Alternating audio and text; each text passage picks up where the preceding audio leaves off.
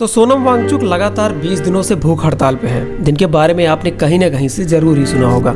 लेकिन क्या कभी आपने किसी ऐसे भूख हड़ताल के बारे में सुना है जो लगातार 16 साल तक चली हो? जी हाँ, एक ऐसी भूख हड़ताल हुई थी और अपने इंडिया में ही हुई थी, जिसके बारे में शायद ही आज किसी को पता हो। पर आज की इस वीडियो में मैं आपको उस भूख हड़ताल के बारे में सब कुछ बताऊंगा। लेकिन उससे पहले अगर आप इस चैनल पर नए हैं तो चैनल को सब्सक्राइब कर दीजिए और वीडियो को भी लाइक कर दीजिए। तो ये बात है 2 नवंबर 2000 की, जब मणिपुर के एक बस स्टैंड पे गोलीबारी हुई और उस गोलीबारी में 10 आम लोग मारे गए। इन मरे हुए लोगों में 62 साल की एक बुजुर्ग महिला भी थी और एक बच्चा भी था, जिसने कुछ ही टाइम पहले अपने छोटे भाई को डूबने से बचाया था, जिसके लिए उसको बहादुरी अवार्ड भी मिला था। तो गोलीबारी होने के बाद जब लोगों ने अपनी जान गंवा दी, उसके बाद थोड़ा बहुत प्रदर्शन भी हुआ, लेकिन उसका कोई फर्क नहीं पड़ा सरकार पे। और जो आरोपी लोग थे उनके खिलाफ भी कोई एक्शन नहीं लिया गया, क्योंकि मणिपुर में उस टाइम एक कानून लागू था, जिस कानून का नाम है 1958 armed forces special power. Manipur के लोग मानते थे कि इसी कानून की वजह से उन्हें इंसाफ नहीं मिल पा रहा है और सरकार किसी भी गुनाहगार के खिलाफ कोई भी कार्रवाई नहीं कर रही है। ये सारी चीजें होते हुए देखकर इम्फाल की एक लड़की थी, जिसका नाम इरोम शर्मिला था और उसकी एज सिर्फ 28 साल थी।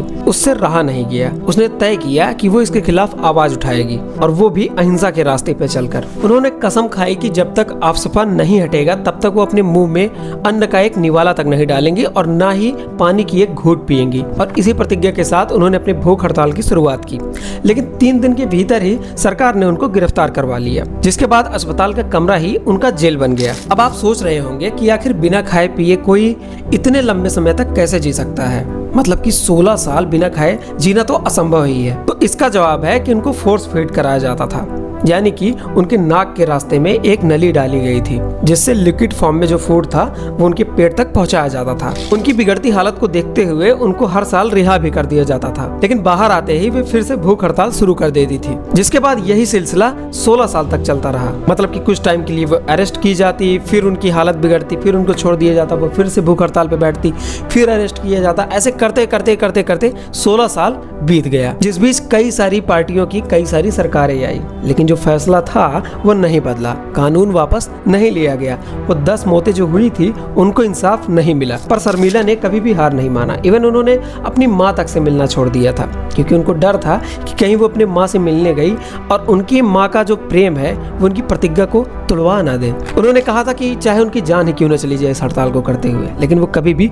पीछे नहीं हटेंगी, कभी भी हार नहीं मानेंगी। वे अपने अनशन को तभी तोड़ेंगी जब उनकी बात को मान लिया जाएगा, जब इस कानून को वापस ले लिया जाएगा। और अगर उनको इंसाफ मिल गया तो वो जो पहला निवाला खाएंगी वो अपनी माँ के हाथ का ही खाएंगी। फिर 9 अगस्त 2016 को, यानी कि उनकी भूख हड़ताल के 16 साल बाद, उन्होंने शहद खाकर रोते हुए अपनी भूख हड़ताल को खत्म किया। यहाँ पर भी उन्होंने हार नहीं मानी थी, उनका जज्बा अभी भी कायम था, भले उन्होंने हड़ताल को बंद कर दिया था। अब वे सिस्टम के अंदर घुस करके इस कानून के खिलाफ आवाज उठाना चाहती थी।